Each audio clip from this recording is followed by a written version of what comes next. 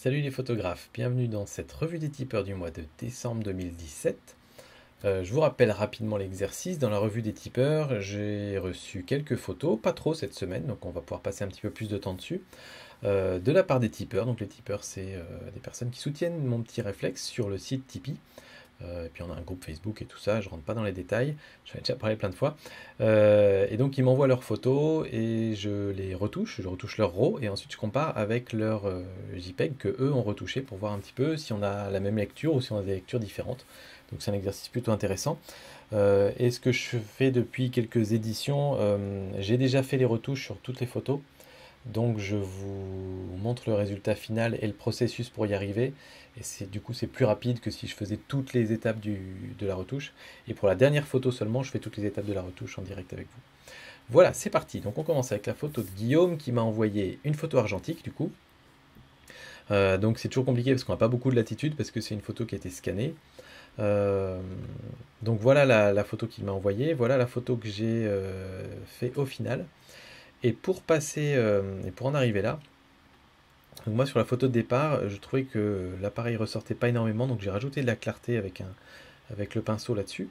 Et puis sur le recadrage, j'ai recadré pour enlever ces deux petites zones sombres et aussi ici la zone un peu sombre euh, pour faire un cadrage un petit peu plus propre. Donc voilà ce que j'ai à la fin avec un petit peu de blanc et baisser un petit peu l'autre lumière pour avoir du détail dans le bois. J'ai augmenté les blancs pour donner un peu de punch. Et puis, surtout, j'ai voulu donner un côté un petit peu vieilli à la photo en débouchant complètement les noirs. Donc, il n'y a quasiment pas de noir dans la photo. Je voulais vraiment avoir un côté un peu décontrasté comme on pouvait avoir sur les vieilles photos. Et donc, voyons un peu ta retouche à toi, Guillaume.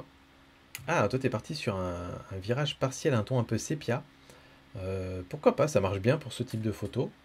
Je crois que t'as même changé un petit peu la, l'horizontalité de ta photo, pourquoi pas.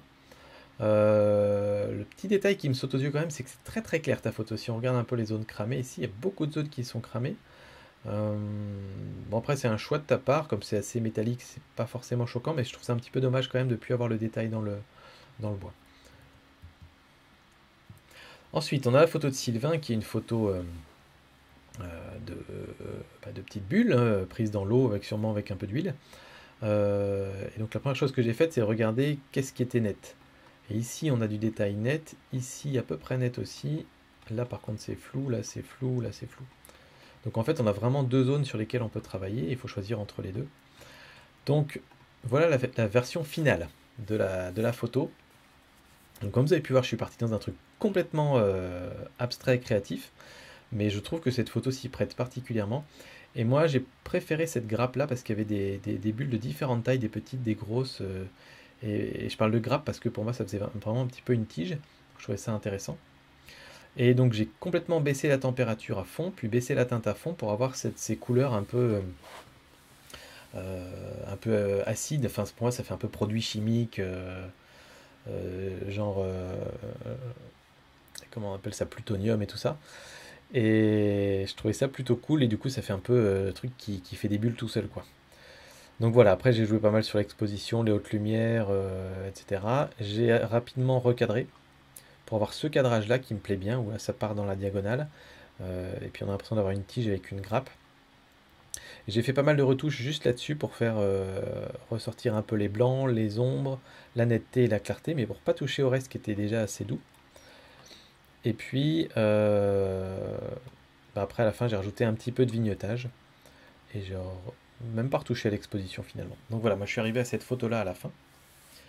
Donc pour rappel, la photo de départ était comme ça. Donc je me suis permis un truc un peu funky. Et toi, Sylvain, ah bah toi t'as pris l'autre groupe de bulles qui est très joli aussi. Et du coup, toi, tu as accentué le contraste de couleur entre le bleu qui ressortait dans les bulles et le rose pastel qu'on avait derrière. Et ça marche très bien aussi, je trouve. Euh, le seul petit truc peut-être pour moi sur ta photo, j'aime bien le cadrage carré, j'aime bien les espèces de vaisseaux qu'on a là. On a l'impression qu'il y a des vaisseaux sanguins quasiment ou des nerfs. C'est sur ton cadrage où il y a très peu de place en haut, beaucoup de place en bas, et ici la petite bulle qui dépasse. Mais sinon, j'aime beaucoup ton interprétation de la photo aussi. Voilà, on a vraiment fait deux choses très très différentes. Ensuite, on a la photo de Christophe, probablement en Irlande. Ça y ressemble en tout cas. Photo de paysage assez typique, on va dire. Donc moi, à la fin, je suis arrivé à cette photo-là. Non sans effort. Il y a quand même eu pas mal d'efforts là-bas derrière, là derrière. Je vais vous le reprendre un petit peu au début. Donc au départ, c'est vraiment du très grand classique de ce que je fais habituellement. On baisse les hautes lumières, on débouche les ombres pour retrouver du détail là-dedans et dans le ciel. Et puis on rajoute du blanc et du noir pour faire du contraste dans la photo. Et ensuite, très rapidement, j'ai testé la clarté. Je me suis rendu compte que la clarté, pour moi, marchait pas sur l'eau, marchait un petit peu sur le ciel et là, et marchait très bien sur les rochers devant. Donc j'ai fait trois coups de pinceau différents. Un pour le ciel, et ici, je vais vous les montrer. Hop. Donc un pour le ciel et le rocher là, où j'ai augmenté un petit peu la clarté. Un autre pour les rochers de premier plan ici, où j'ai augmenté beaucoup la clarté. Et un dernier pour la mer, où cette fois-ci, j'ai baissé un peu la clarté. Voilà, ça m'arrive de temps en temps de baisser un peu la clarté. Aujourd'hui, je l'ai fait pas mal dans les photos d'ailleurs. Mais ça adoucit légèrement. Si c'est mesuré, si c'est pas trop, ça passe bien. Je vais quand même juste augmenter ça pour que vous puissiez voir les valeurs. Voilà. Ensuite, j'ai cherché le cadrage. J'ai voulu faire un cadrage 16 neuvième parce que pour moi, c'est une compo vraiment horizontale et je voulais qu'on puisse mieux se concentrer sur les deux petites îles là-bas, même si du coup on perd un peu la ligne directrice, mais je trouve que c'est un compromis qui vaut le coup. J'ai essayé ensuite différentes choses, saturation, etc. Et j'ai voulu faire ressortir un petit peu plus alors avec la saturation et la vibrance, le vert de la colline ici, que je trouve ressort bien. Et ensuite, j'ai joué un petit peu sur les bleus et sur la luminance des bleus pour faire ressortir un petit peu plus les îles et ressortir un peu plus les couleurs dans l'eau. Et après, j'ai refait un filtre dans l'eau, mais j'ai vraiment touché à quasiment rien pour refaire ressortir un petit peu plus la couleur du bleu là-dedans. Donc voilà, ensuite la fameuse netteté, un petit peu de vignetage à la fin parce qu'on a un ciel bien dramatique, donc pour moi ça colle vraiment très bien. Et puis ensuite un petit peu d'exposition pour retrouver de la lumière. Donc voilà, la photo de départ, pardon. La photo de départ était comme ça. Et moi je te propose une version comme ça. Et toi, t'es parti sur quelque chose de complètement différent, noir et blanc. J'avais testé le noir et blanc, j'étais pas fan. Alors, ce que j'aime beaucoup dans ta photo, c'est que là, on a vraiment la ligne, on la suit, on arrive sur ces petits rochers qui sont intéressants et on arrive sur les petites îles là-bas. Donc ça, pour le coup, ça marche très bien dans ta photo, probablement mieux que sur la mienne. Ouais, ça marche mieux que sur la mienne, ça c'est certain. Par contre, ça occulte complètement la montagne ici et les roches, tout ça est complètement dans l'ombre. Alors certes, on se focalise plus sur la ligne, mais du coup, on a quand même un gros tiers, voire une moitié de la photo qui n'est pas utilisée. Je trouve ça un petit peu dommage, pour le coup. Donc je suis pas complètement raccord avec ta retouche, Christophe. Même si je vois ce que tu as voulu faire avec la ligne directrice. Alors, Frédéric, qui nous a envoyé un magnifique panorama. Donc c'est Frédéric de Tézy, donc beaucoup d'entre vous connaissent sa chaîne déjà.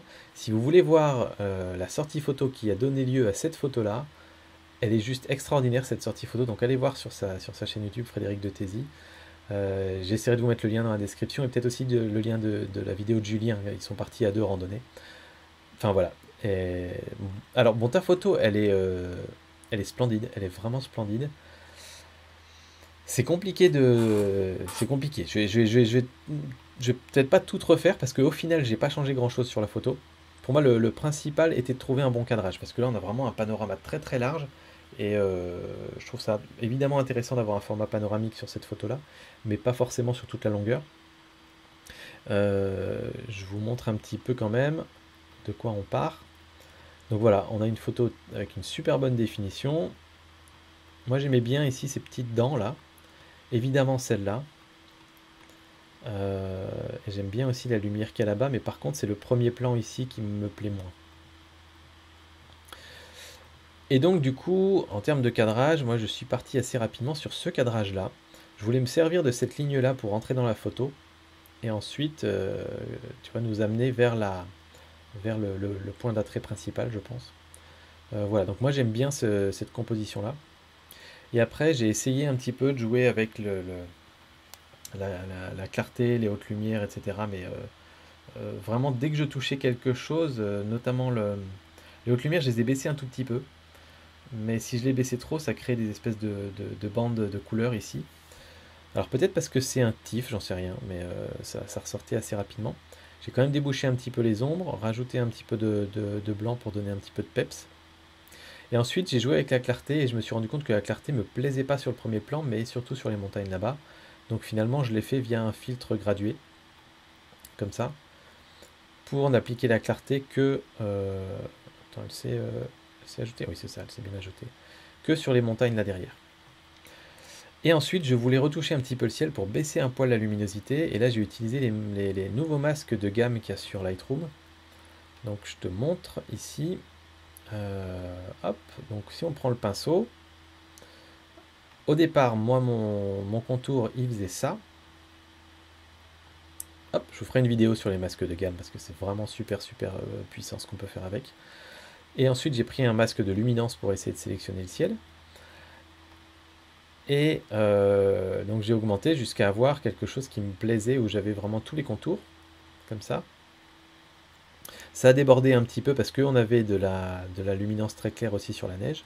Et donc du coup ensuite, avec en appuyant sur Alt, j'ai pu enlever tous les petits trucs en plus. Et donc là, j'ai vraiment sélectionné le ciel parfaitement, quasiment au pixel près contre les montagnes. On voit qu'il y a encore des petits bouts qui dépassent, mais ça va pas être gênant vu que je vais faire de toute façon les toutes petites retouches. Et, et donc ensuite, ce que j'en ai fait, c'est que dans le ciel, j'ai réglé un petit peu les hautes lumières, la correction du voile. Alors très peu les hautes lumières parce que je vous dis ça fait apparaître des bandes après. Correction du voile finalement pas, je crois. Si je fais bien gaffe. Alors attends, on va le retrouver là. Tac, qu'est-ce que j'en ai mis? Non, finalement, je l'ai enlevé la correction du voile. Pareil, ça faisait ressortir des détails. Donc voilà, j'ai fait du moins 60 quand même sur les hautes lumières. Que j'ai remonté après d'ailleurs, parce que ça faisait des bandes. Donc moins 40 et j'ai rien fait d'autre en fait. J'ai essayé, hein, correction du voile, expo, etc. Mais c'est très délicat avec ce dégradé de couleurs très pastel. Vibrance, saturation, j'ai essayé, mais pareil, ça faisait pas grand chose. Vignettage, j'en ai remis un poil et là pour le coup ça marchait un petit peu, mais on revoit les bandes qui apparaissent quand même. Mais ça marchait mieux, ça fait un ciel un petit peu plus homogène en termes de couleurs, je trouve que c'était très joli. Un petit peu de suppression de défaut parce que tu avais 3-4 petites taches de capteur ici, donc je les ai enlevées. Hop. Et puis ensuite, dernier truc, j'ai voulu jouer sur la température et je trouvais que refroidir un petit peu le premier plan, augmenter un peu le contraste de couleur avec le ciel. Donc j'ai refait un filtre gradué ici pour le premier plan en mettant un poil de bleu dedans. Et à la fin, j'ai recadré un tout petit peu quand même. Je trouvais que recentrer un peu était mieux. Donc voilà, j'ai fini là-dessus sur ta photo. Mais donc tu vois, très peu de retouches finalement. Ta photo de départ était comme ça. La photo d'arrivée est comme ça. Et voyons un peu ce que toi t'as fait. Voilà. Ah, donc peut-être y aller un petit peu plus fort. T'as osé y aller un peu plus sur le ciel en partant vers des teintes violettes. Alors, historiquement, je suis pas fan du violet dans le ciel parce que j'ai toujours considéré que c'était pas naturel. Depuis, je fais super gaffe et on voit régulièrement quand même au coucher du soleil des bandes violettes, faut être honnête, au coucher ou au lever du soleil. Maintenant, je le trouve quand même fort ton violet là. Je trouve quand même un petit peu fort. J'aime beaucoup ton cadrage. Je pense que je le préfère à mon cadrage d'ailleurs. Et ce que je trouve assez intéressant, c'est d'avoir mis ça bien au centre. Et en fait, tu vois, là où mon cadrage à moi était circulaire quasiment, c'est-à-dire qu'il nous emmène là, on remonte là, et après on se balade là et on refait le tour. Le tien, il fait un zigzag dans la photo, ce qui est encore plus puissant, c'est-à-dire qu'on descend là, on remonte, on suit la ligne de crête, on va là et on part par là-bas. Et donc j'aime beaucoup, ça fait un S qui est très bien vu. J'ai l'impression par contre que tu as rajouté des petits effets là, de luminosité sur certains points. Je sais que c'est un truc qui est souvent utilisé en retouche de photos de paysage. Euh, et là, je trouve que ça se voit. Ça se voit un petit peu là, ça se voit un petit peu là. Je pense que là, c'est bien fait. Ici, ça se voit pas spécialement. Mais si on regarde bien là, là, il n'y a pas de lumière sur ta photo. et là t'en as clairement rajouté. Donc je trouve que là c'est un peu fort. Là c'est parfait, là c'est bien fait ici. On a presque l'impression qu'il y a la lumière de la lune qui éclaire. Voilà, mais je pense que c'est vraiment un exercice très très délicat ça à faire. Bon bah écoute, superbe, vraiment superbe photo. Ensuite on a la photo de Jordan, colline verdoyante française, référence à la fameuse photo de Windows 98, colline verdoyante, qu'on avait sur tous nos fonds d'écran, et du coup beau spot, bien vu.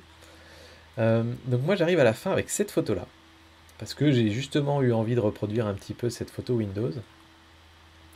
Alors bon, il y a quelques petites suppressions de défauts ou d'oiseaux, hein, de petits oiseaux dans le champ, je voulais vraiment que ce soit parfaitement clean. Hop. Et puis ensuite j'ai cherché un cadrage. Alors c'est vrai que toi t'as pas vraiment tranché entre le champ et les nuages, mais je trouve que l'agencement des nuages fait que j'aurais du mal à couper dedans. Et donc j'ai préféré couper dans la colline pour faire un 16 neuvième, pour faire vraiment un fond d'écran d'ordinateur. Même si je pense que j'aurais préféré quand même garder toute la colline, mais je trouve qu'on perd pas trop on perd pas trop l'essentiel quand même. On a nos courbes, voilà, pour moi ça marche quand même. Puis là on part bien dans le coin. Ensuite j'ai fait les petits classiques, blanc, noir, ombre, voilà, ça c'est très classique. Et la clarté, pareil que sur d'autres photos, j'ai constaté que ça marchait bien sur le premier plan et pas trop sur le ciel. Donc j'ai fait deux filtres gradués, un filtre pour le premier plan, où là j'ai, je vais vous montrer vite fait. Oula, sur le premier plan, eh ben, j'ai augmenté la clarté assez fortement et un petit peu débouché les ombres parce que ça avait rendu les ombres très noires là-bas. Et j'ai joué aussi sur la température et la teinte, l'idée ici étant de créer un contraste de couleur entre le premier plan ici et le ciel. Et le ciel sera naturellement plutôt bleu, donc là j'ai plutôt réchauffé pour créer un contraste de température un petit peu. Et ensuite, j'ai fait la même chose dans le ciel avec un autre filtre qui cette fois-ci était plutôt à l'opposé, avec une température un peu plus froide, et j'ai baissé un peu la clarté aussi pour adoucir le ciel. Ensuite, saturation vibrance, pour retrouver vraiment des couleurs bien pétantes. Et là, j'ai été joué dans la partie TSL qui est très intéressante. Donc sur la luminance des bleus. La luminance des bleus, ça permet d'assombrir le ciel en général un tout petit peu, mais juste la partie bleue, et pas les nuages par exemple. Sinon ça fait un petit peu faux en général. Et puis j'ai joué sur la variation de la teinte jaune, parce que là le champ me paraît un peu jaune. Alors aussi parce que j'ai réchauffé un petit peu, hein. Mais du coup j'ai joué là-dessus pour que, donc ici dans la teinte, on peut décider que le jaune, ici, ou le vert, le jaune se rapproche du vert. Donc c'est exactement ce que j'ai fait, et donc du coup, vous voyez, on a sur la photo, on passe d'un vert un peu jauni à un vert bien pétant. Ensuite, la netteté, correction de l'objectif, et j'ai pas mis de vignettage, et un tout petit poil de vibrance à la fin, et on arrive à la photo finale. Ta photo de départ était comme ça, et moi je te propose ça. Et maintenant, on va regarder ta version de la photo. Dis donc, t'es bien parti aussi dans les couleurs, ça c'est pas mal. Le ciel, t'es parti dans un truc un peu plus contrasté que ce que j'ai fait, et puis sur le premier plan aussi d'ailleurs. Donc on a des ombres bien marquées, c'est un peu plus dramatique comme photo. Je pense que la mienne est un peu plus douce. Mais ça fonctionne aussi, ça fonctionne bien. Et on finit avec la photo de Margot, qui est la photo que je vais retoucher aujourd'hui. Alors, vous inquiétez pas si vous voyez des trucs là, c'est que c'est la deuxième fois que j'enregistre cette vidéo, parce que ma batterie d'ordinateur s'est arrêtée et j'étais à 1 minute de la fin, donc bref, voilà. Donc je vais refaire un petit peu le même cheminement. Ça, c'est une photo que j'avais vraiment envie de retoucher, parce que c'est typiquement le genre de photo qui bénéficie de faire une photo en RAW et qu'on a besoin de retoucher dans un ordinateur après. Ça montre que c'est vraiment hyper important de retoucher un peu ces photos. Alors même avec un filtre gradué, il faudrait qu'il soit sacrément gradué pour pouvoir compenser la différence d'exposition entre le premier plan dans l'ombre et là-bas avec le soleil. Donc j'ai envie d'utiliser le bouton automatique, l'exposition automatique, juste pour voir par curiosité. C'est quelque chose que Adobe a remis à jour dans les dernières versions de Lightroom qui datent de mi-novembre, je crois. Et en fait, c'est du machine learning, c'est-à-dire qu'ils ont entraîné leur algorithme avec des milliers de photos de professionnels. Et donc leur algorithme reconnaît le type de photographie et applique les réglages que les professionnels mettent dans la plupart de leurs photos.